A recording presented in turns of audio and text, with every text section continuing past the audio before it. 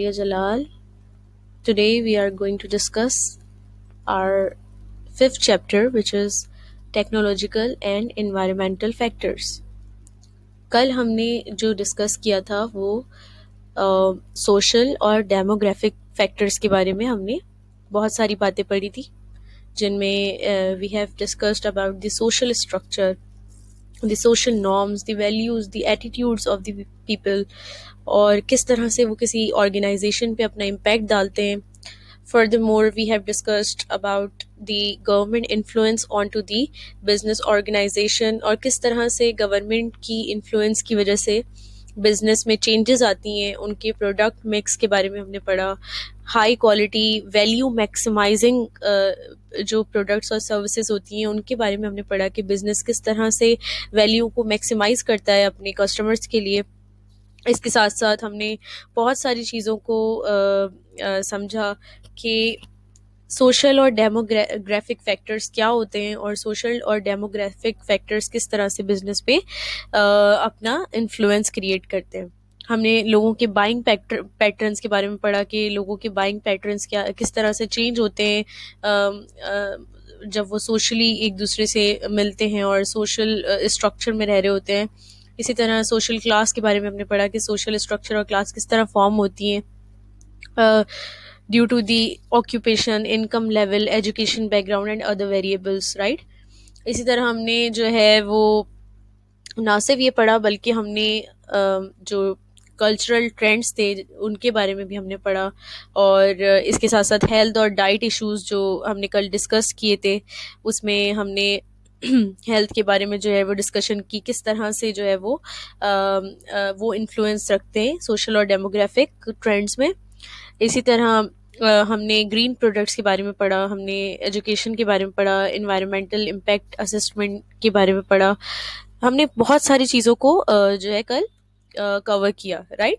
अब इस चैप्टर का जो तीसरा मोस्ट इम्पॉर्टेंट जो एक फैक्टर है बिजनेस एनवायरनमेंट का, वो है technological and environmental factors. Technology का क्या इम्पैक्ट होता है इसके बारे में सबसे पहले हम इसको सेग्रीगेट करके पढ़ेंगे.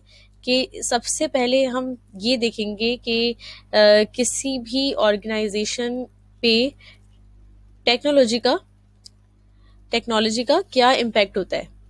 इम्पैक्ट ऑफ टेक्नोलॉजी,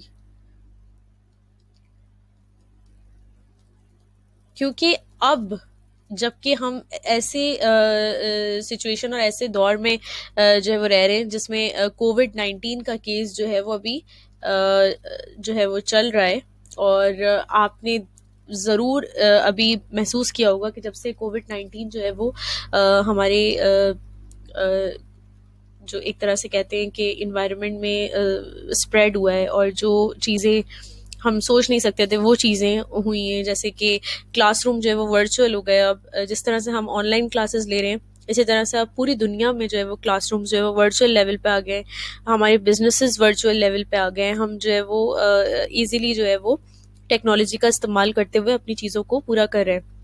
तो technology is very important in today's world, और आज का जो चैप्टर है इसमें भी हम इसी की इम्पोर्टेंस और बिजनेस ऑर्गेनाइजेशन को किस तरह से टेक्नोलॉजी जो है इन्फ्लुएंस करता है इसके बारे में हम पढ़ेंगे.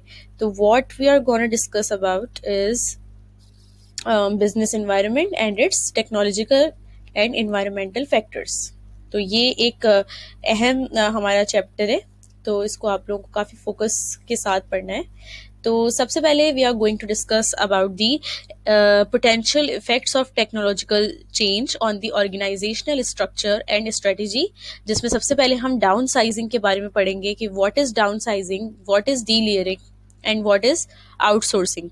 उसके बाद हम डिस्क्राइब करेंगे इम्पैक्ट को जो कि टेक्नोलॉजी का होता है किस पे, इंफॉर्मेशन सिस्टम पे, जो कि बिजनेस प्रोसेसेस के लिए बनाए जाते हैं, यानी development of information systems for business processes. इसके बारे में हम पढ़ेंगे. फिर हम इन्वायरमेंटल फैक्टर्स को डिस्कस करेंगे जिसमें हम बहुत सारे तरीके देखेंगे. We gonna list ways in which the business can affect और be affected by its physical environment. Then we will describe the ways in which businesses can operate more efficiently and effectively to limit damage to the environment which we have discussed earlier in previous class. और इसके साथ साथ हम identify करेंगे the benefits of economic sustainability to stakeholders. Sustainability is very hot area, is very interesting area in the business sector और corporate sector. बहुत सारे businesses sustainability को बहुत वैल्यू करते हैं। तो we are going to discuss these factors and then we will complete this chapter. बहुत important chapter है और ये वही बेसिक एलिमेंट्स हैं जो मैंने आपको प्रीवियस क्लास में बताए थे कि इन फैक्टर्स की वजह से किसी भी ऑर्गेनाइजेशन और इसकी इन्वायरमेंट पे इन फैक्टर्स की वजह से इन्फ्लुएंस होता है। यानी ये फैक्टर्स अपना इन्फ्लुएंस डालते हैं किसी भी ऑर्गेनाइजेशन और इसकी इन्वायरमेंट पे। जिस पे आज हम डिस्कस करेंगे वो है टेक्नोलॉजिकल फैक्टर्स। हमने कल जो डिस्कशन की थी वो सोशल और डेमोग्राफिक फैक्टर्स पे की थी। हम पॉलिटिकल और लीगल फैक्टर्स को भी कंप्लीट कर चुके हैं। आज हम बात करेंगे टेक्नोलॉजिकल फैक्टर्स के बारे में और इन्वायरमेंटल फैक्टर्स के बारे में, राइट। तो स्टार्ट करते हैं हम आज का चैप्टर। सबसे पहले हम टेक्नोलॉजिकल फैक्टर्स के बारे में बात करेंगे। Effect of technological change on organisational structure. Organisation के स्ट्रक्चर पे किस तरह से टेक्नोलॉजिकल चेंज के इफेक्ट्स होते हैं, राइट। सबसे पहले तो इस चीज़ को हमें ध्यान में रखना है कि जैसे जैसे हम मॉडर्नाइज्ड वे में अपनी लाइफस्टाइल को गुजार रहे हैं, इसका सबसे ज़्यादा जो क्रेडिट जाता है वो टेक्नोलॉजी को जाता है। ऑर्गेनाइजेशन के साथ भी यही सिचुएशन है कि ऑर्गेनाइजेशन का जो स्ट्रक्चर है वो टाइम के साथ साथ मॉडर्नाइज्ड हो रहा है टेक्नोलॉजिकल चेंजेस की वजह से। अब जो है जहाँ पहले जो हमारा ट्रेडिशनल ऑर्गेनाइजेशनल सिस्टम था, जहाँ उसमें मैनेजेरियल लेवल्स यानी मैनेजमेंट लेवल्स बहुत ज़्यादा होते थे, बहुत सारे मैनेजर्स हुआ करते थे ऑर्गेनाइजेशन में और वो जो है अपने सबऑर्डिनेट्स को देखते थे। अब जबकि टेक्नोलॉजिकल चेंजेस आ गई हैं और टेक्नोलॉजी एडवांसमेंट की तरफ जा रही है, तो अब मैनेजमेंट लेवल्स को आप देखेंगे कि वो कम होते जा रहे हैं। क्योंकि अब क्या हो गया है कि अब एक इंसान का काम जो है, बल्कि एक से ज़्यादा इंसान का काम अब टेक्नोलॉजी खुद कर रही है। तो हमारा जो मैनेजमेंट लेवल है वो लेस होता जा रहा है। One manager can oversee a larger number of employees as communication systems have improved and systems to monitor performance have advanced. यानी क्योंकि सिस्टम कम्युनिकेशन सिस्टम अब जो है वो इम्प्रूव हो चुके हैं और जो परफॉर्मेंस में जो मॉनिटरिंग जो सिस्टम्स हैं वो एडवांसमेंट लेवल तक जा चुके हैं। तो इसकी वजह से अब बहुत कम मैनेजर्स की हमें ज़रूरत है कि जो ओवरसी करें हमारे लार्ज नंबर ऑफ एम्प्लॉयज़ को, राइट। तो this has ensured that organizations are more flexible and can adapt to changes better. क्योंकि टेक्नोलॉजी एडवांस हो रही है तो अब ऑर्गेनाइजेशन फ्लेक्सिबिलिटी की तरफ जा रही है और अब वो तैयार है कि वो किसी भी चेंज को अडेप्ट कर सकते हैं, चाहे वो कोई भी चेंजेस आए, क्योंकि अब टेक्नोलॉजी जो है वो हमारी एडवांस हो रही है। तो टेक्नोलॉजी जो है वो बेहतर तरीके से काफ़ी लोगों का काम जो है वो अंजाम दे सकती है। तो जिसकी वजह से चेंजेस, जो भी इन्वायरमेंटल चेंजेस हैं, उसको ऑर्गेनाइजेशन बेहतर तरीके से संभाल सकती है। Effects of technology on structure. सबसे पहला जो इफेक्ट है वो डाउन साइजिंग का इफेक्ट है। उसके बाद हम डी लेयरिंग के बारे में पढ़ेंगे। Then we will discuss about the outsourcing process, right.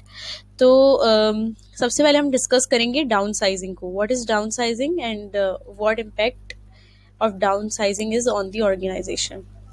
तो डाउन साइजिंग किसे कहते हैं? Downsizing is in simple terms means reducing the number of employees in the workforce. किसी भी ऑर्गेनाइजेशन में नंबर ऑफ एम्प्लॉयज को कम करना डाउन साइजिंग कहलाता है। इसके जो बेसिक रीजंस हैं वो ये भी हो सकते हैं कि टेक्नोलॉजिकल फैक्टर्स इतने एडवांस हो गए हैं कि टेक्नोलॉजी की वजह से नंबर ऑफ पीपल जो है वो कम हो गए, क्योंकि ऑटोमेशन हो गई है और अब प्रोडक्टिविटी इम्प्रूव हो गई है बाकी के एम्प्लॉयज़ के लिए। ऑटोमेशन का मतलब होता है कि अब मशीन ज़्यादा काम कर रही है इंसानों से।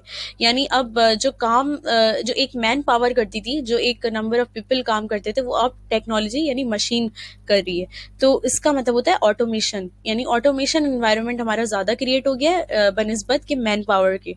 तो डाउन साइजिंग का मतलब ये होता है कि हम नंबर ऑफ पीपल कम कर दें अपने जो वर्क फोर्स में होते हैं ड्यू टू दी टेक्नोलॉजी।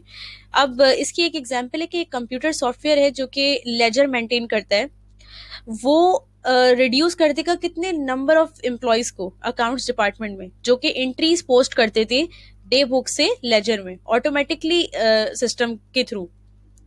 अब जबकि एक कंप्यूटर सिस्टम ऐसा आ गया है जो लेजर मेंटेन करेगा, तो अब वो एम्प्लॉयज जो रोज डे बुक से जो है वो लेजर मेंटेन करते थे, उनकी जॉब जो है वो खत्म हो जाएगी, क्योंकि एक टेक्नोलॉजी उन 4 लोगों का काम या 5 लोगों का काम एक साथ एक ही वक्त में कर रही है, राइट।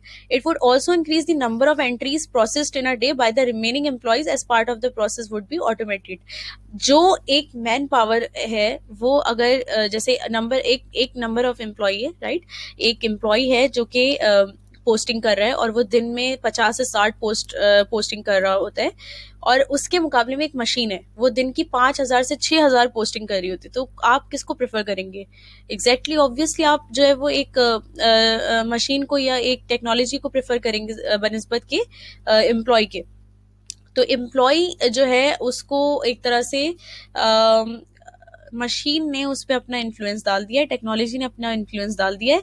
तो इस वजह से क्या होगा, डाउन साइजिंग स्टार्ट हो जाएगी और नंबर ऑफ पीपल जो है वो उनको निकाल दिया जाएगा ऑर्गेनाइजेशन से, क्योंकि they are no more helpful for the organisation. अब उनका काम जो है वो एक टेक्नोलॉजी एक मशीन कर रही है। तो impact of downsizing on the organisation क्या होगा कि लेबर कॉस्ट, यानी लेबर कॉस्ट का मतलब यही है कि नंबर ऑफ एम्प्लॉयज, कितने नंबर ऑफ एम्प्लॉयज है, जैसे लेट सपोज 10 एम्प्लॉयज हैं, तो उनकी जो सैलरी है उसका अमाउंट जो है वो हमारा ऑर्गेनाइजेशन की लेबर कॉस्ट से लेस हो जाएगा, क्योंकि आप बहुत सारे एम्प्लॉयज को रिडंडेंट कर देंगे, उनको डाउन साइजिंग आपकी स्टार्ट हो जाएगी, तो बहुत सारे जो लेबर कॉस्ट है हमारी वो रिड्यूस हो जाएगी, इसी वजह से कि हमने बहुत सारे एम्प्लॉयज को निकाल दिया है। उसके बाद डीमोटिवेटेड वर्कफोर्स। अब जब एक वर्कफोर्स है जो जिसका पॉजिटिविटी, जिसका काफी मतलब पूरी ऑर्गेनाइजेशन में जो काफी पॉजिटिव थी, अब जब ये टेक्नोलॉजी इंट्रोड्यूस हुई और नंबर ऑफ पीपल उन्होंने ऑर्गेनाइजेशन से निकालने शुरू किए, तो जो रिमेनिंग एम्प्लॉयज है उनमें डीमोटिवेशन आ जाएगी कि कभी भी उनकी जॉब भी उनके हाथ से निकल सकती है। तो this will result into demotivation. तो डीमोटिवेटेड वर्कफोर्स हो जाएगी। इसके अलावा दिस में effect the organisations reputation negatively. इसकी वजह से, क्योंकि अब वर्कफोर्स डीमोटिवेटेड हो गई है, या तो वो खुद छोड़ देंगे या फिर आने वाले दिनों में कंपनी उनको खुद निकाल देगी, क्योंकि उनकी कंपनी में एक टेक्नोलॉजी इंट्रोड्यूस हुई है जो कि बहुत सारे लोगों का काम एक साथ कर सकती है।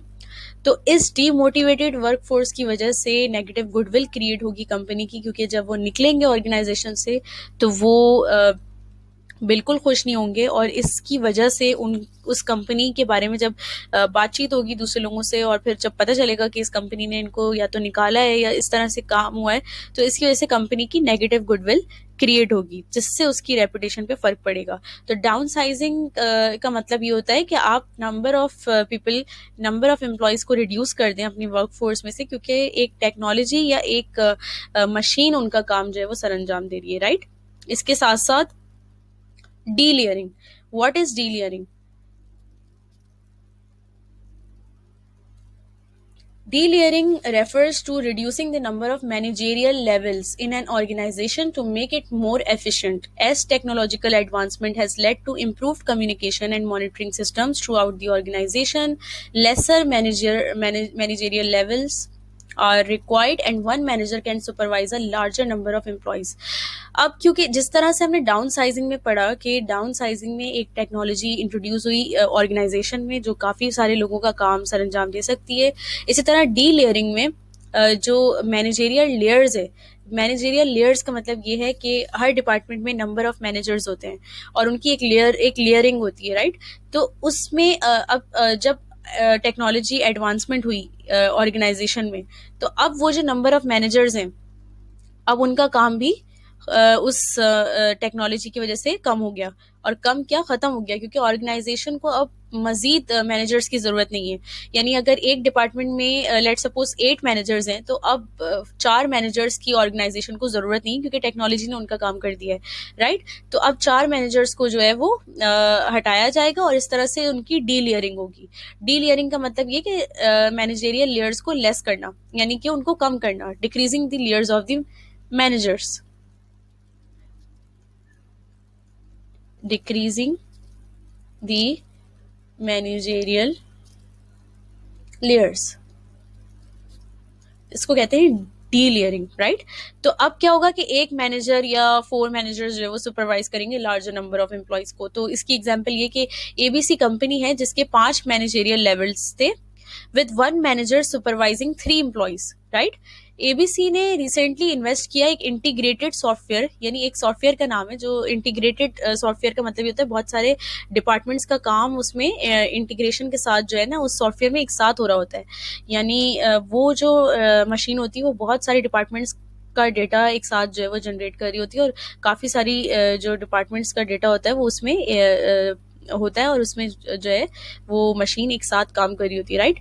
तो integrated software that enables all employees to communicate with one another and the managers, even if managers are working from home.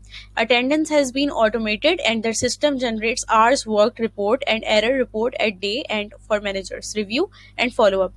ABC has consequently reduced managerial levels to 2 as managers are able to supervise a larger number of employees. अब क्योंकि ये software जो है वो introduce हो गया है organisation में, तो ये सॉफ्टवेयर बहुत सारी चीज़ों को एक साथ देख रहा है। इसमें एम्प्लॉयज़ एक दूसरे से कम्युनिकेट कर सकते हैं, मैनेजर्स, जबकि कुछ ऐसे भी मैनेजर्स हैं जो वर्किंग फ्रॉम होम कर रहे हैं, यानी जो घर से काम कर रहे हैं, और अटेंडेंस जो है इसमें ऑटोमेटेड होती है, यानी इस मशीन में खुद ब खुद जो है वो टेक्नोलॉजी की वजह से अटेंडेंस जो है वो हो जाती है। इसके साथ साथ जो आपका सिस्टम है, जो इंटीग्रेटेड सॉफ्टवेयर है, वो आपका आवर्स वर्क रिपोर्ट, यानी कितने एम्प्लॉयज़ ने कितने घंटे काम किया, उसकी पूरी एक समराइज्ड रिपोर्ट बना के और एरर रिपोर्ट बना के डे एंड पे मैनेजर को रिव्यू और फॉलो अप के लिए सबमिट करता है। तो ये सिस्टम काफ़ी लोगों का काम एक साथ कर रहा है। तो एबीसी जो है उसने जो रिसेंटली अभी मैनेजेरियल लेवल्स को रिड्यूस किया है, और मतलब उसने जो कंपनी है उसने मैनेजेरियल लेवल को 2 मैनेजेरियल लेवल में रिड्यूस कर दिया है, और अब मैनेजर्स जो है वो सुपरवाइज करेंगे लार्जर नंबर ऑफ एम्प्लॉयज को इस सिस्टम की वजह से। तो इस सिस्टम ने काफ़ी लोगों का काम एक साथ सरअंजाम दिया है। तो डी लेयरिंग का मतलब होता है decreasing the managerial levels, right. तो ये आज हमने क्लियर कर लिया। इसके साथ साथ outsourcing. Outsourcing basically means contracting out business task to specialist firms. Outsourcing का मतलब ये है कि दीज आर द 3, पहले मैं ये इसको अच्छी तरीके से रीड आउट कर दूं ताकि आप लोगों को इजीली बाद में मेरी बातें समझ आए। Outsourcing means contracting out business tasks to a specialist firm. There are 3 main reasons why an organization will outsource one of its activities. Number one, it will result in cost saving. Number two, it will allow the organization to concentrate on its core competencies, that is, to provide goods or services, and or the outside party can perform and deliver the function better. Hence, the benefit of experts can be enjoyed by the organization.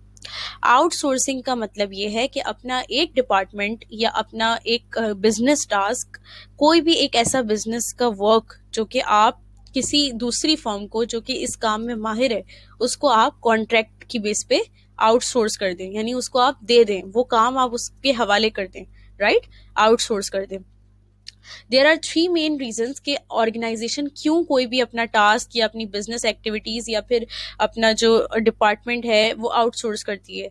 तो जो इसकी number of reasons हैं वो ये हैं कि सबसे पहला रीज़न ये कि क्योंकि ये कॉस्ट सेविंग होता है, यानी आप अगर उस डिपार्टमेंट में या उस टास्क को परफॉर्म करने के लिए अगर नंबर ऑफ पीपल हायर करते, नंबर ऑफ एम्प्लॉयज़ हायर करते, तो आपको उनकी सैलरीज देनी पड़ती, और वो सैलरीज जो होती वो लेबर कॉस्ट होती, तो हम कॉस्ट सेविंग कर लेंगे, यानी हम उसके बदले एक कॉन्ट्रैक्चुअल रिलेशनशिप कायम करेंगे किसी दूसरी स्पेशलिस्ट फर्म के साथ, और कम पैसों में हम उस काम को आउटसोर्स कर देंगे और क्या कर लेंगे, कॉस्ट सेविंग। अगर लेट सपोज हमारा जो जैसे मैं फर्स्ट रीज़न यहाँ लिखती हूँ कि नंबर 1 पॉइंट है कॉस्ट सेविंग।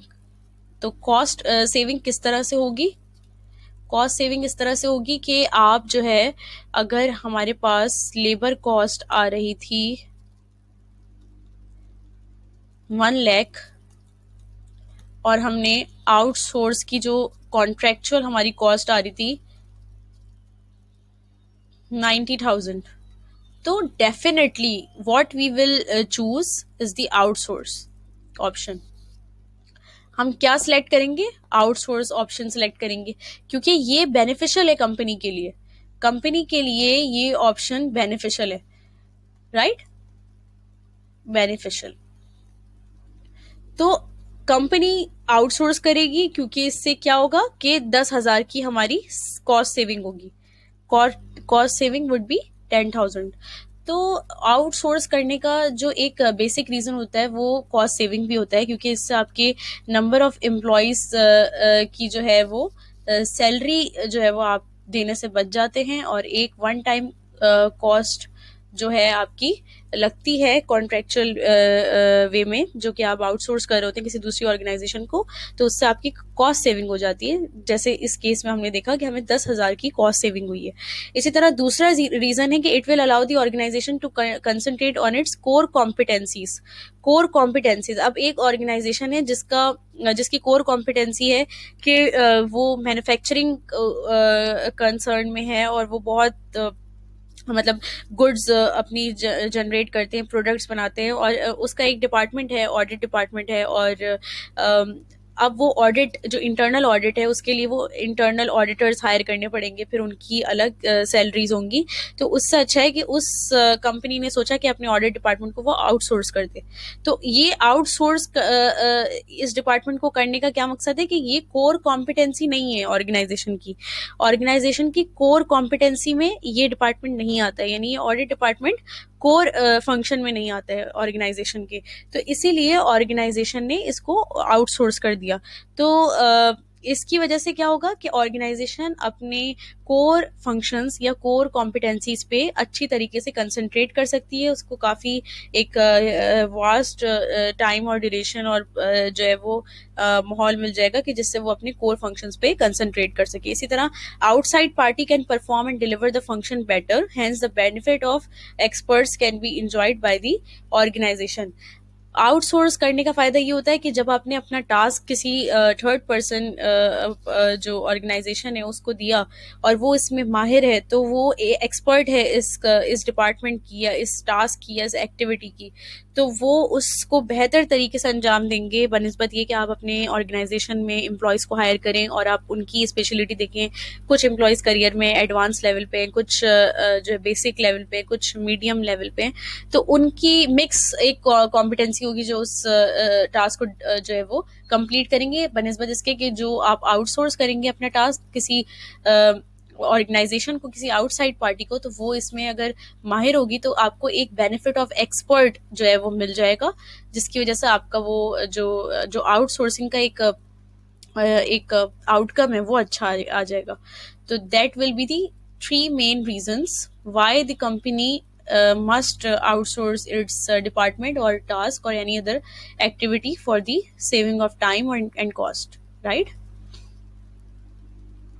उसके बाद अब हम एडवांटेजेस पढ़ेंगे कि आउटसोर्सिंग के सेवरल एडवांटेजेस क्या होते हैं।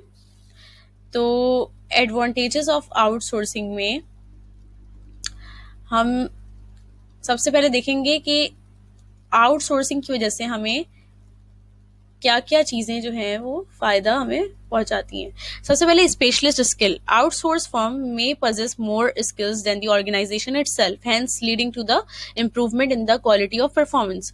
जैसे कि मैंने बताया कि जो आउटसोर्सिंग फर्म होती है, जिसको आप अपना कोई भी टास्क आउटसोर्स करते हैं, उसमें उस ऑर्गेनाइजेशन से ज़्यादा स्किल्स हो सकती हैं जो कि ऑर्गेनाइजेशन अपने खुद के जो डिपार्टमेंट को रन करने में स्किल एक्वायर करती है, राइट?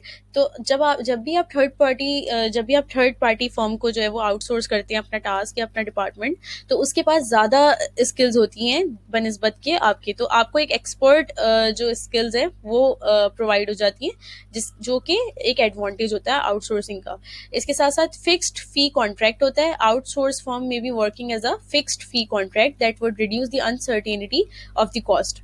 कुछ जो आउटसाइड फर्म्स होती हैं या कुछ फर्म्स होती हैं ऐसी जो कि जिनकी वेरिएबल कॉस्ट होती है, यानी जो जिनकी कॉस्ट वेरी करती है कि हम अगर मतलब जैसा उनको फील होगा वो उस हिसाब से जो है अपनी कॉस्ट को बढ़ाते चले जाएंगे ड्यूरिंग दी कॉन्ट्रैक्ट। तो ये काफ़ी अनसर्टेन होता है कि आपको नहीं पता होता कि एंड ऑफ द कॉन्ट्रैक्ट आपके पास कितना ऑब्लिगेशन होगा कॉस्ट को पे करने का। तो कुछ फर्म्स ऐसी होती हैं जो कि कॉन्ट्रैक्ट की जो फीस रखती हैं वो फिक्स्ड रखती हैं, और फिक्स्ड फी कॉन्ट्रैक्ट का सबसे बड़ा फायदा ये होता है कि आपको जो कॉस्ट की अनसर्टेनिटी होती है कि आपको कितना पे करना पड़ेगा, ज़्यादा तो नहीं पे करना पड़ेगा, तो इस अनसर्टेनिटी से आप बच जाते हैं और वो कम हो जाती है, राइट। तो ये एक एडवांटेज होता है आउटसोर्सिंग का। इसी तरह business flexibility, organization would only contract the outsourcing firm when needed, and in-house department would be a constant cost and would require constant task. This is eliminated with outsourcing that provides the business with flexibility, only starting and assignment when needed. Business flexibility create होती है वो इस तरह से होती है कि अगर बिजनेस के अंदर कोई डिपार्टमेंट है और या कोई टास्क के लिए कोई डिपार्टमेंट क्रिएट किया गया है, तो वो आपको एक कांस्टेंट कॉस्ट उस पे लगती रहती है, कांस्टेंट टास्क आपको उन्हें प्रोवाइड करना होता है, क्योंकि आप एम्प्लॉयज हायर करते हैं तो उनको एक कांस्टेंट आपको टास्क देना होता है, इसके साथ साथ इस पे कांस्टेंट कॉस्ट लग रही होती है। तो वो सब एलिमिनेट हो जाती है जब आप आउटसोर्स करते हैं अपना टास्क किसी थर्ड पार्टी फर्म को। तो उससे क्या होता है कि आपका बिजनेस फ्लेक्सिबिलिटी, ये जो आउटसोर्सिंग एक जो टर्मिनोलॉजी है, ये आउटसोर्सिंग जो एक फंक्शन है, ये आपको बिजनेस को फ्लेक्सिबिलिटी प्रोवाइड करता है। जब भी असाइनमेंट होता है आप तभी किसी थर्ड पार्टी फर्म को वो कॉन्ट्रैक्ट आउटसोर्स करते हैं, वो टास्क आउटसोर्स करते हैं, तो उससे काफ़ी फ्लेक्सिबिलिटी जो है वो बिजनेस को मिल जाती है। इसी तरह improved efficiency, specialist skills and task driven contracts for a fixed term would combine to improve efficiency of task leading to cost saving। जैसे कि मैंने पहले आप लोगों को डिस्कस करके बताया with reference to the case कि कॉस्ट सेविंग हो जाती है हमारी, हमारे बहुत सारे जो स्किल्स स्पेशलिस्ट होते हैं थर्ड पार्टी फर्म में, और इस तरह से जो कॉन्ट्रैक्ट्स होते हैं जो टास्क बेस होते हैं, उससे काफ़ी एक फिक्स्ड टर्म क्रिएट हो जाती है between the third party firm and the organisation, और ये सब मिलके आपकी एफिशिएंसी को इम्प्रूव करती है, जिसकी वजह से टास्क जो है वो कॉस्ट सेविंग के साथ आपके अच्छी तरीके से परफॉर्म हो जाते हैं थर्ड पार्टी फर्म से। तो ये सारे एडवांटेजेस हैं आउटसोर्सिंग के, जिससे specialist skill number 1, and the second advantages fix fee contract, fees जो है वो फिक्स्ड होती है थर्ड पार्टी फर्म की तरफ से। इसी तरह बिजनेस फ्लेक्सिबिलिटी, ऑर्गेनाइजेशन को एक फ्लेक्सिबिलिटी प्रोवाइड हो जाती है कि जब भी काम आएगा वो तब जो है वो उसको आउटसोर्स करेगी किसी दूसरी फर्म को। इसी तरह एफिशिएंसी हमारी इम्प्रूव हो जाती है, क्योंकि जो भी काम करेगा वो अपनी स्किल्स में स्पेशलिस्ट होगा और वो टास्क बेहतर तरीके से अंजाम देगा बनिस्बत इसके कि जिसको आप हायर करें और जिसको प्रायर एक्सपीरियंस इसका ना हो। तो ये सारे एडवांटेजेस हैं हमारे। इसके साथ जो हम पढ़ेंगे वो अब impact of IT and information systems development on business processes के बारे में पढ़ेंगे। सबसे पहले हम प्रोसेसेस को देखेंगे और फिर उन प्रोसेसेस के इम्पैक्ट को हम समझेंगे कि वो आईटी पे क्या इम्पैक्ट डालते हैं। तो सबसे पहले हम प्रोडक्ट को पढ़ेंगे कि एक प्रोडक्ट जो है वो किस तरह से इम्पैक्ट आईटी का जो है वो प्रोडक्ट पे होता है, या इंफॉर्मेशन सिस्टम का प्रोडक्ट पे इम्पैक्ट होता है। Products have been sophisticated offering far more features to consumers than before. अब जो है आईटी की वजह से, यानी इंफॉर्मेशन टेक्नोलॉजी की वजह से, प्रोडक्ट्स की वैरायटी आपको बहुत देखने को मिलेंगी और इसके फीचर्स आपको बहुत मल्टीपल फीचर्स आप देखेंगे जो कंज्यूमर ने इससे पहले कभी नहीं देखे थे, यानी टेक्नोलॉजी एडवांसमेंट से पहले कंज्यूमर ने कभी नहीं देखे थे। इसी तरह product development has become faster and competition from similar products has increased as more businesses are likely to adopt IT। अब प्रोडक्ट डेवलपमेंट के साथ साथ उसकी जो एक स्पीडी प्रोसेस है वो स्टार्ट हो गया है और कंपटीशन इतना बढ़ गया है कि सिमिलर प्रोडक्ट्स में भी जो है वो बिजनेसेस बहुत इंक्रीज हो गए। और क्योंकि बिजनेसेस इंक्रीज होने की वजह यही है क्योंकि टेक्नोलॉजी एडवांसमेंट की तरफ चली गई है और मजीद बिजनेसेस जो है वो एक ही सिमिलर बिजनेस के क्रिएट होते चले जा रहे हैं, जिसकी वजह से कॉम्पिटिशन सख्त हो गया है। इसी तरह new products for organisation like the online banking facilities introduce by bank. हमने आज से कुछ साल पहले ये नहीं सोचा था कि बैंक जो है वो ऑनलाइन फैसिलिटीज प्रोवाइड करेंगे और हम घर बैठे बैठे अपने घर से जो है वो XYZ अमाउंट जो है वो ट्रांसफर कर सकेंगे किसी और कंट्री में। तो ये सब टेक्नोलॉजिकल एडवांसमेंट है और ये प्रोडक्ट एक प्रोसेस है जिसका इम्पैक्ट मैंने आपको बताया कि आईटी का इम्पैक्ट प्रोडक्ट पे किस तरह से पड़ जाता है। आप जो एक जिद्दत देख रहे हैं क्या कहते हैं एनवायरनमेंट में, ये सब कुछ आईटी की वजह से। अब जब नंबर सेकंड हम पढ़ेंगे वो है production processes. Automation has revolutionised production processes with fewer errors and lesser wastage, hence improved efficiency. Better monitoring of the process has led to improved quality of the end product. It has also meant standardization in the product quality and design. सबसे पहले तो production processes में किस तरह से IT जो है उसका इम्पैक्ट पड़ता है। तो ऑटोमेशन एक ऐसा, मैंने आपको ऑटोमेशन के बारे में बताया था कि मशीन जो है वो मैन पावर का काम करती है, और उसने एक रेवोल्यूशनरी जो है एक इम्पैक्ट क्रिएट किया है प्रोडक्शन प्रोसेसेस पे, जिसमें एरर आपको बिल्कुल मिनिमाइज देखने को मिलेंगे कि एरर बिल्कुल मिनिमाइज है, क्योंकि मैन पावर अगर आप कंपेयर करें तो मशीन और मैन पावर से ज़्यादा गलतियां हो सकती हैं, लेकिन मशीन की जो एरर मेकिंग पॉसिबिलिटी होती है वो मिनिमाइज है। वो अलग एक्सेप्शन है कि मशीन अगर फेल हो तो वो फिर बहुत लॉस क्रिएट करती है, लेकिन अगर मशीन परफेक्ट कंडीशन में हो तो वो मैन पावर से जो अगर हम कंपेयर करें तो उससे बिल्कुल मिनिमाइज उसका एरर जो है वो मेकिंग एक सिचुएशन होती है। इसी तरह वेस्टेज, अब जब एरर कम होंगे तो वेस्टेज भी कम होगी, तो जिसकी वजह से हमारी एफिशिएंसी जो है वो इम्प्रूव होगी, क्योंकि ये एक फिनोमेना है कि जितना ज़्यादा एरर कम होगा उतनी ज़्यादा वेस्टेज कम होगी, और वेस्टेज कम होगी तो एफिशिएंसी इंक्रीज होगी। Let me just drag it here.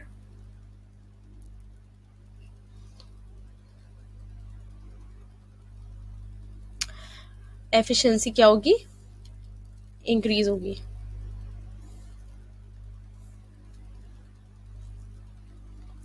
सही, तो ये एक इक्वेशन के हिसाब से मैंने जो है वो आपको एक ड्राफ्ट करके बताया है कि एरर जो है वो जितना ज़्यादा कम होगा वेस्टेज हमारा उतना ज़्यादा कम होगा और एफिशिएंसी हमारी उतनी ज़्यादा बढ़ जाएगी, राइट। इसी तरह अगर हम ये देखें कि एक प्रोडक्शन प्रोसेस है उसकी मॉनिटरिंग बेहतर तरीके से हो रही है, इसका मतलब ये होगा कि क्वालिटी हमारी इंप्रूव हो जाएगी, जो फिनिश गुड्स की जो क्वालिटी होगी वो हमारी मैक्सिमाइज हो जाएगी। इसका और इस मैक्सिमाइजेशन ऑफ क्वालिटी की वजह से स्टैंडर्डाइजेशन, यानी क्वालिटी जो स्टैंडर्ड्स हैं प्रोडक्ट के वो बेहतरीन हो जाएंगे, और जिसकी वजह से हमारा जो प्रोडक्ट क्वालिटी और डिज़ाइन है वो इम्प्रूव हो जाएगा, राइट। तो ये प्रोडक्शन प्रोसेसेस पे आईटी के इम्पैक्ट है जो कि मैंने आपको भी बताया। इसी तरह मार्केटिंग प्रोसेस पे जो है वो किस तरह से इंफॉर्मेशन टेक्नोलॉजी जो है वो इम्पैक्ट डालता है, इसके बारे में भी पढ़ लेते हैं। Information technology has introduced a large number of ways that products can be promoted, like advertisement on social media and Google Ads.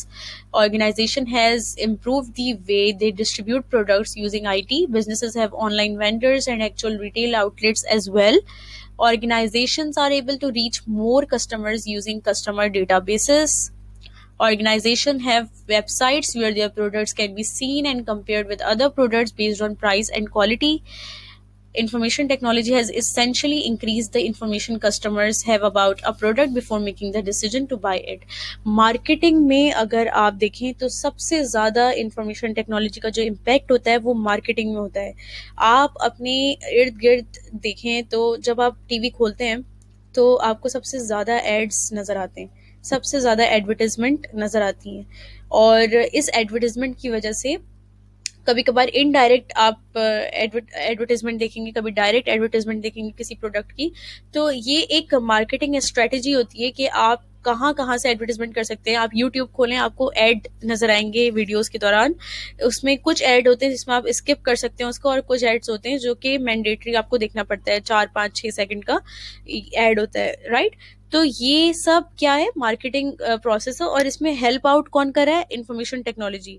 Information technology have advanced the marketing processes too, right.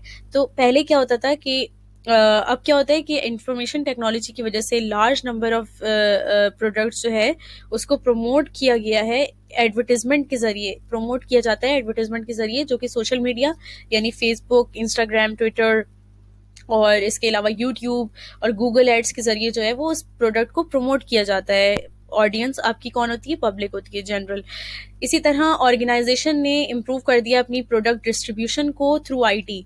आप देखते हैं कि businesses के पास online vendors होते हैं as well as retail outlets भी होते हैं, जैसे जे डॉट है या फिर सेफायर है या फिर जो है वो खाड़ी है, इस तरह के जो आउटलेट्स हैं एक्सेट्रा।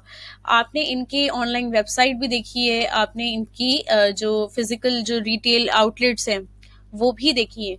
और ना सिर्फ आपकी क्लॉथिंग जो इंडस्ट्री है वो ग्रो कर रही है, बल्कि आपकी जो फूड इंडस्ट्री है वो भी ग्रो कर रही है, आपकी जो मार्ट इंडस्ट्री है वो भी ग्रो कर रही है। जो आप मार्ट्स देखते हैं, जैसे हम मार्ट है, और इसके अलावा जो है वो आपके पास आप जो है वो नाहिद सुपर स्टोर है, they are just growing online भी और रिटेल आउटलेट्स के थ्रू भी, राइट। तो ये सब क्या है, आईटी की वजह से। इसी तरह organisation are able to reach more customers using more databases. कभी अगर आप जो है वो रिटेल आउटलेट्स वगैरह में जाते हैं, जैसे जे डॉट है फॉर एग्जांपल, आप वहां गए, आपने अपना फीडबैक दिया और आपने उसमें अपना नंबर जो है वो XYZ लिखा, उस नंबर को वो लोग स्टोर करते हैं और फिर अपनी जो एडवर्टीजमेंट होती है, जैसे आपको हर महीने मैसेजेस आते होंगे कि हमारी जो विंटर कलेक्शन आ गई, हमारी समर कलेक्शन आ गई, तो ये डेटाबेस जो होता है कस्टमर का वो अपने पास स्टोर करते हैं और फिर फ्यूचर में अपनी एडवर्टीजमेंट जारी रखते हैं उनके नंबर पे ऑफर्स वगैरह देके। तो ये आईटी की वजह से मुमकिन है और इसकी वजह से काफ़ी इंप्रूवमेंट उनके बिजनेस में आती है, राइट। इसी तरह ऑर्गेनाइजेशन की वेबसाइट होती है जहां उनकी प्रोडक्ट्स को आप देख सकते हैं on the basis of their price and quality. और ना सिर्फ आप उनकी प्रोडक्ट्स को देखते हैं, बल्कि आप उस प्रोडक्ट को लेके और दूसरे बिजनेस के प्रोडक्ट को लेके कंपैरिजन कर सकते हैं उनकी प्राइस और क्वालिटी में, before making the decision to buy it. तो ये एक बहुत आसानी हो गई है आईटी की वजह से, इंफॉर्मेशन टेक्नोलॉजी की वजह से, मार्केटिंग प्रोसेस को, राइट। इसी तरह ह्यूमन रिसोर्स जो है वो एक ऐसा डिपार्टमेंट है जो अलग होता है हर बिजनेस ऑर्गेनाइजेशन में। And IT has helped maintenance of employ records, thus reducing confusion and error in payroll collection calculation. इसी तरह biometric attendance system have reduce the need for continued monitoring of the workforce. Human resource department के लिए इस तरह से IT जो है वो हेल्पफुल है कि आईटी ने एम्प्लॉय रिकॉर्ड को मेंटेन रखने में बहुत जो है इम्प्रूवमेंट दिखाई है। इसी तरह इंफॉर्मेशन टेक्नोलॉजी की वजह से ना सिर्फ हम एम्प्लॉय रिकॉर्ड्स को मेंटेन करते हैं कि उससे जो है ना सिर्फ हमारी कंफ्यूजन रिड्यूस होती है, बल्कि पेरोल कैलकुलेशन यानी कि उनकी सैलरी वेजेस कैलकुलेशन में जो एरर्स क्रिएट होते हैं मैन पावर या किसी भी एम्प्लॉय से, वो मिनिमाइज हो जाते हैं due to the impact of the information technology, right. इसी तरह बायोमेट्रिक अटेंडेंस सिस्टम, जैसे आप थंब इम्प्रेशन अपना डालते हैं और उससे जो है वो आप किसी भी ऑर्गेनाइजेशन में आपका पूरा डाटा जो है वो चले जाता है कि आप आज प्रेजेंट हैं। इसकी वजह से काफ़ी ज़्यादा जो है वो सहूलत क्रिएट हुई है बनिस्बत इसके कि आप मैनुअली चेक करें कि आपकी वर्कफोर्स जो है वो प्रेजेंट है भी या नहीं है, राइट।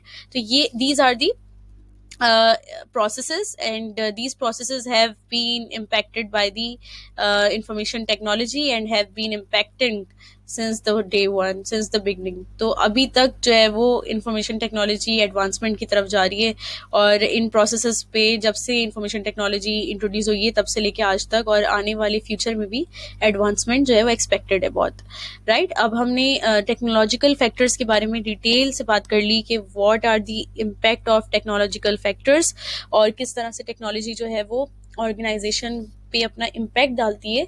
और हमने डाउन साइजिंग, डी लेयरिंग और इसके साथ साथ जो है वो हमने किस बारे में पढ़ा था, आई जस्ट फॉरगॉट। हमने डाउन साइजिंग, डी लेयरिंग और आउटसोर्सिंग के बारे में पढ़ा था और एडवांटेजेस ऑफ आउटसोर्सिंग के बारे में हमने पढ़ा और साथ साथ इम्पैक्ट क्या होता है इंफॉर्मेशन टेक्नोलॉजी का इंफॉर्मेशन सिस्टम डेवलपमेंट पे और बिजनेस प्रोसेसेस पे, हमने वो पढ़ा। अब हम जो हमारा नेक्स्ट फैक्टर है उसके बारे में पढ़ेंगे, विच इज़ इन्वायरमेंटल फैक्टर्स और उसका क्या इम्पैक्ट होता है ऑर्गेनाइजेशन पे। हमने सोशल और डेमोग्राफिक फैक्टर पढ़ लिया, हमने पॉलिटिकल और लीगल फैक्टर पढ़ लिया, हमने टेक्नोलॉजिकल फैक्टर्स पढ़ लिया। अब हम पढ़ेंगे इन्वायरमेंटल फैक्टर्स, राइट। तो इन्वायरमेंटल फैक्टर्स क्या है और उसका इम्पैक्ट क्या है हमारे बिजनेस ऑर्गेनाइजेशन पे। Let's read it. An important part of the business environment are environmental factors. अब environmental factors का मतलब ये है कि वो factors जो कि environment से drive होते हैं।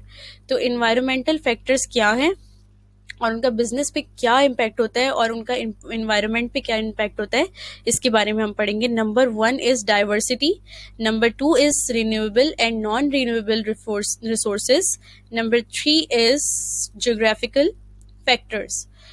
तो सबसे पहले हम ऑर्गेनाइजेशनल जो इन्वायरमेंटल फैक्टर्स हैं उनके बारे में पढ़ेंगे। Impact of environment on business, impact of business on environment, यानी एनवायरनमेंट का बिजनेस पे क्या इम्पैक्ट होता है और बिजनेस का एनवायरनमेंट पे क्या इम्पैक्ट होता है थ्रू द इन्वायरमेंटल फैक्टर्स, उसके बारे में हम डिस्कशन करेंगे। सबसे पहले तो डाइवर्सिटी के बारे में हम पढ़ें।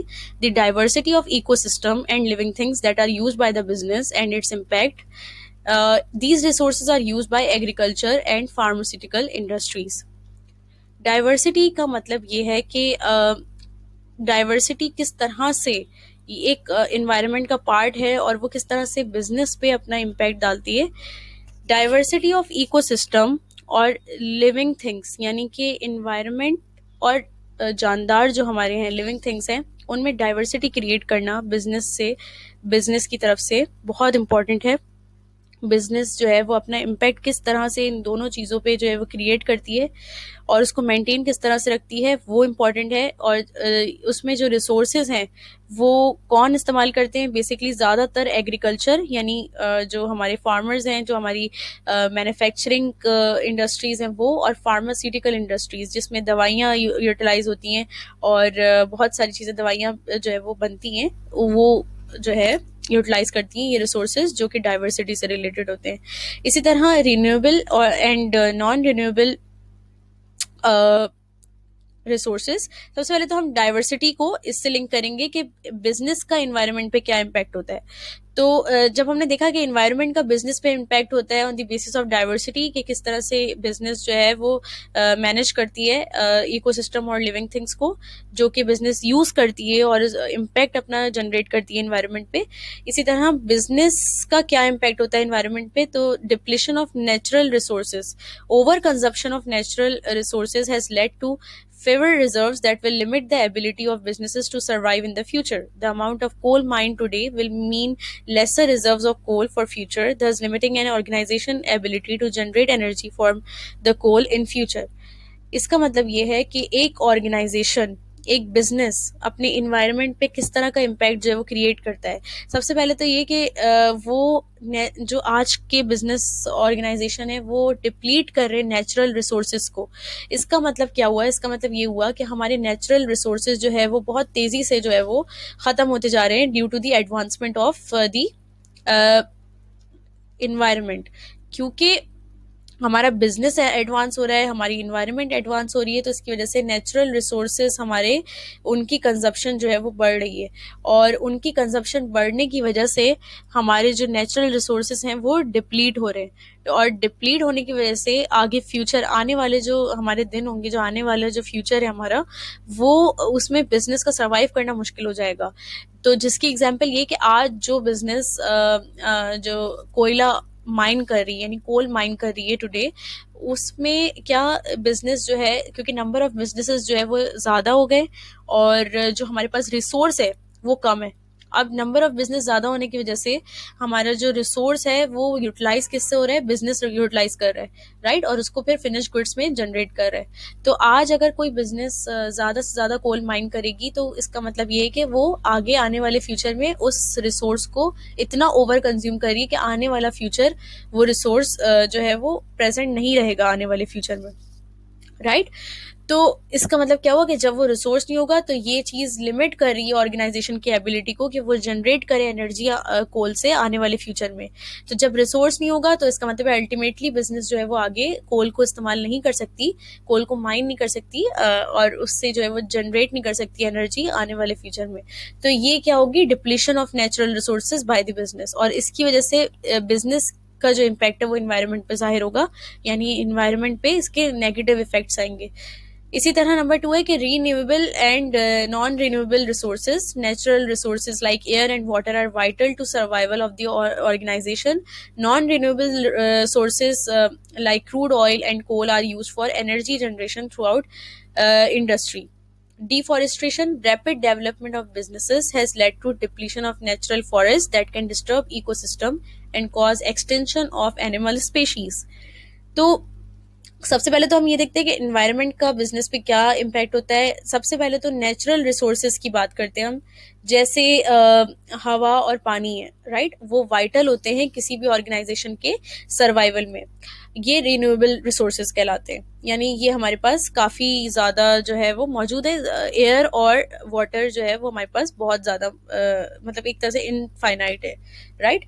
और नॉन रिन्यूएबल रिसोर्सेज वो होते हैं जो कि हमारे पास जिनका जो कि मतलब लिमिटिंग होते हैं, यानी वो लिमिट के साथ मौजूद होते हैं रिसोर्सेज। जैसे वो अनलिमिटेड थे, ये लिमिटेड होते हैं, राइट। तो नॉन रिन्यूएबल रिसोर्सेज जैसे क्रूड ऑयल है या कोल है, वो एनर्जी जनरेशन के लिए जो है वो इस्तेमाल किए जाते हैं थ्रू आउट द इंडस्ट्रीज। और वो क्योंकि लिमिटेड होते हैं तो उनका इस्तेमाल जितना ज़्यादा इस्तेमाल होगा उतना ज़्यादा एनर्जी क्रिएट होगी और आने वाला फ्यूचर फिर उस रिसोर्स से महरूम हो जाएगा। तो these are the basic impact of the environment on business.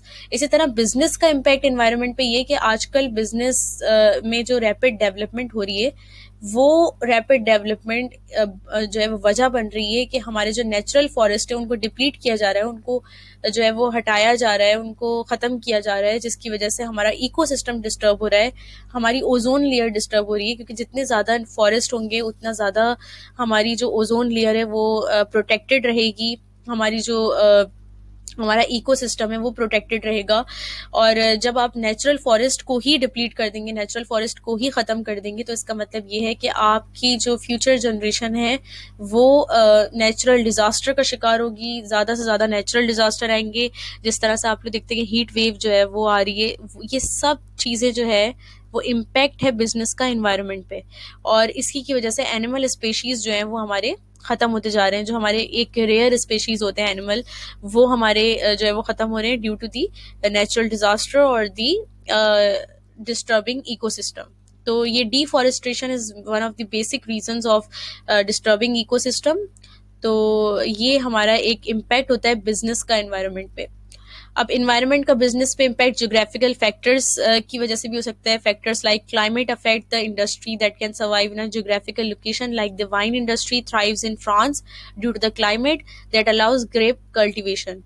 Geographical factors का मतलब एक इन्वायरमेंट का बहुत एक इम्पैक्ट होता है बिजनेस पे। वो इस तरह से कि अगर एक बिजनेस है जो कि वाइन जिसका एक प्राइम प्रोडक्ट है वाइन, तो उस वाइन को बनाने के लिए ग्रेप्स की ज़रूरत होती है। तो उस ग्रेप की कल्टीवेशन के लिए जो सबसे एक सुटेबल कंट्री और सबसे जो बेहतरीन कंट्री है वो फ्रांस है।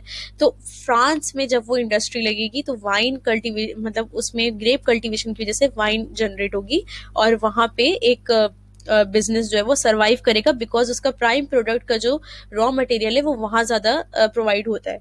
तो geographical factor is the most important for any business. इसी तरह बिजनेस का एनवायरनमेंट पे क्या इफेक्ट है, तो उसमें पॉल्यूशन, जैसे कि एयर नॉइस और वाटर पॉल्यूशन क्रिएट होती है बिजनेसेस की वजह से। उनकी कमर्शियल एक्टिविटीज़ की वजह से इन्वायरमेंट पे वर्स इफेक्ट पड़ते हैं। और जिसमें हम सांस ले रहे हैं, जो हवा हम जिसमें हम रोज़ सांस लेते हैं, वो इतनी कंटेमिनेट हो गई है because of the business activities कि अब जो है हमारे आप देखें कि हर 5 में से 2 लोगों को जो है वो सांस की प्रॉब्लम होती है। तो these are the worse effect of businesses to the environment. Excessive carbon emission, यानी कार्बन डाइऑक्साइड का जो इमिजन होता है फैक्ट्रीज से, have led to toxic air quality और diseases related to respiratory system. As a result many countries have now introduced legislation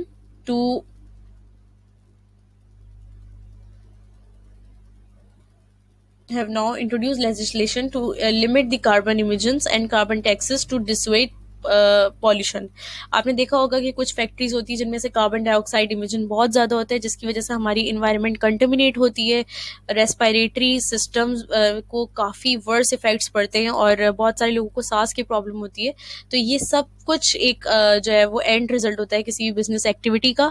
तो अब जो हमारी गवर्नमेंट है उसने काफ़ी इंट्रोड्यूस किए हैं लेजिस्लेशन, काफ़ी लॉज इंट्रोड्यूस किए हैं जिसमें वो इम्पोज करते हैं किसी भी बिजनेस पे कि वो कार्बन इमिजन्स को जो है वो लिमिट करें, और उस पर कार्बन टैक्सेस भी कुछ ऑर्गेनाइजेशन पे इम्पोज किए जाते हैं ताकि पॉल्यूशन को ज़्यादा से ज़्यादा मिनिमाइज किया जा सके। इसी तरह नंबर 4 है नेचुरल हैजर्ड्स, यानी जो कुदरती आफात होते हैं उनके बारे में ये इन्वायरमेंट का जो इम्पैक्ट है बिजनेस ऑर्गेनाइजेशन पे इस तरह से होता है कि अर्थक्वेक या फ्लड्स जो है वो बिजनेस को अफेक्ट करते हैं, उनकी एबिलिटी टू सर्वाइव को अफेक्ट करते हैं, इसी तरह उनकी डे टू डे एक्टिविटीज़ को अफेक्ट करते हैं। अगर जो है वो अर्थक्वेक आता है या फ्लड आता है या फिर इस तरह के नेचुरल हैजर्ड्स आते हैं, वो बिजनेस और उसकी एक्टिविटीज़ पे बहुत ज़्यादा नेगेटिव इम्पैक्ट क्रिएट करते हैं, राइट। तो ये इन्वायरमेंट का इम्पैक्ट होता है बिजनेस पे। इसी तरह बिजनेस का इम्पैक्ट इन्वायरमेंट पे ग्लोबल वार्मिंग की सूरत पे होता है कि industrial world burning fossil fuel leads to imbalance of gases in the earth's atmosphere and depletion of ozone layer. कुछ इंडस्ट्रीज जो होती हैं वो फॉसिल फ्यूल्स को, जो कुदरती जो हमारे जो रिसोर्सेज होते हैं उनको जो है वो जला रहे होते हैं बेसिकली, तो उनको बर्न करने की वजह से गैसेस का इम्बैलेंस क्रिएट होता है इन्वायरमेंट में, जिसकी वजह से एटमॉस्फेयर कंटेमिनेट होती है हमारी और ओजोन लेयर की डिस्ट्रप्शन क्रिएट होती है। ओजोन लेयर जब डिस्टर्ब होती है और जब वो डिस्टर्ब होती है तो इसकी वजह से ग्लोबल वार्मिंग जो है वो सूरत हाल पैदा हो जाती है, जिसकी वजह से आपने देखा होगा हीट वेव है या नेचुरल डिजास्टर्स है या फिर जो आप सर्दी गर्मी हर चीज़ एक्सट्रीम लेवल पे आपको जो है वो उसका सामना करना पड़ता है। तो that is the alarming situation for the world, और इसको मिनिमाइज करने के लिए जो है वो गवर्नमेंट काफ़ी स्टेप्स लेती है, इम्पोज करती है टैक्सेस और बहुत सारी चीज़ें करती है, जिसकी वजह से ग्लोबल वार्मिंग या दूसरी चीज़ों से बचा जा सके। और ये सारे वो इम्पैक्ट हैं जो इन्वायरमेंट के बिजनेस पे होते हैं और जो बिजनेस के इन्वायरमेंट पे होते हैं, ये मैंने आपको सेग्रीगेट करके पढ़ाया है, राइट। अब इसके साथ हम ये नई हेडिंग पढ़ेंगे कि ways to reduce impact on the environment. अब इसमें हम इन्वायरमेंट को किस तरह से जो है वो बिजनेस एक्टिविटीज़ का इम्पैक्ट को रिड्यूस करें उसके बारे में कुछ तरीक़ेकार बताए गए हैं, जिसमें सबसे पहला है कि रिसाइकलिंग। रिसाइकलिंग जो है उसको इनकरेज किया गया है बिजनेस में। Businesses can recycle paper, glass, fabric और other material to reduce resource consumption. यानी रिसाइकलिंग की वजह से आप उस चीज़ को दोबारा यूज़ कर सकते हैं, दोबारा किसी फिनिश गुड्स में तब्दील कर सकते हैं और इस तरह से वेस्टेज जो है आपकी कंट्रोल में आ जाएगी। तो this is the way to reduce impact on the environment. इसी तरह going paperless by investing in integrated computer systems, businesses can reduce the amount of paper used for business activities and prevent deforestation. This can also reduce cost. अब क्या एक नया जदीद तरीका introduce किया है, विच इज़ गोइंग पेपरलेस। यानी अब क्या हुआ है कि आपने एक इंटीग्रेटेड कंप्यूटर सिस्टम को इंट्रोड्यूस किया जिसमें आपको पेपर की जो है अमाउंट ऑफ पेपर की ज़रूरत कम पड़ेगी। पेपर का ताल्लुक है डिफॉरेस्ट्रेशन से। जितने ज़्यादा दरख्तों को आप काटेंगे, जितने ज़्यादा दरख्तों को आप जो है वो ख़त्म करेंगे, उतने ज़्यादा उससे पेपर जनरेट होंगे और पेपर पे आप काम करते हैं, पेपर वर्क करते हैं। तो पेपर वर्क जितना कम होगा बिजनेस में, उतना ज़्यादा जो है वो हमारी इन्वायरमेंट सस्टेनेबल रहेगी, हमारी इन्वायरमेंट जो है वो बैलेंस रहेगी। तो this is also the way to reduce impact on the environment. Number third is waste treatment. Organization can treat the waste, harmful water and air containing chemicals emitted from factories to reduce harmful emission into the environment. कुछ factories से जो है वो waste जो है वो निकलता है जो वाटर को जो है वो कंटेमिनेट कर देता है, एयर को कंटेमिनेट करते हैं कुछ केमिकल्स जो कि गैसेस की सूरत में निकलते हैं फैक्ट्री से। तो इसको जितना मिनिमाइज करेंगे उतना ज़्यादा हार्मफुल इमिजन से अपनी इन्वायरमेंट को हम महफूज रख सकेंगे। तो waste treatment is also the way to reduce impact on the environment. And the another is eco labeling. Businesses can inform consumer that products have been produced in an eco friendly way so that customers can make a conscious decision. एक वे है जिसमें eco labelling के बारे में कहा गया है। कुछ प्रोडक्ट्स पे आपको बाकायदा लिखा हुआ मिलेगा कि this product is eco friendly, which is के इस प्रोडक्ट की मेकिंग में हमारी इन्वायरमेंट को कोई नुकसान नहीं पहुंचा, हमने कोई जो कार्बन डाइऑक्साइड इमिजन है या कोई भी हार्मफुल इमिजन है वो नहीं किया इस प्रोडक्ट की मेकिंग में, जिसकी वजह से ये प्रोडक्ट इको फ्रेंडली है। तो कस्टमर्स जो है वो अपना कॉन्शियस डिसीजन लेते हैं ऐसे प्रोडक्ट्स को बाय करने में, और वो करते भी हैं because they are very this is very good strategy to market your product. और इसी के साथ साथ जो अनदर वे है वो है research and development. Businesses can invest in research and development to find innovative ways to produce goods that are produced in an eco-friendly manner and reduce wastage in order to preserve natural resources. अब जो businesses हैं वो research and development पे अपने काफ़ी जो है वो अमाउंट को इन्वेस्ट कर रही हैं, और उसमें जो सबसे पहला मोटिव रखा जाता है वो ये रखा जाता है कि हम ऐसे प्रोडक्ट्स बनाएंगे जो कि इको फ्रेंडली होंगे और उसकी वजह से हम वेस्टेज को रिड्यूस करेंगे. और इसके साथ साथ ऐसे इनोवेटिव वेज को वो इंट्रोड्यूस करते हैं कि जिससे प्रोडक्ट इको फ्रेंडली मैनर में जो तैयार किया जा सके, जिससे वेस्टेज जो है वो रिड्यूस हो और हम अपने नेचुरल रिसोर्सेज को ज़्यादा से ज़्यादा प्रिजर्व कर सके. तो these are the ways to reduce impact on the environment by the business. अब हम पढ़ेंगे जो हमारा लास्ट सेगमेंट है, बेनिफिट्स ऑफ इकोनॉमिक सस्टेनेबिलिटी.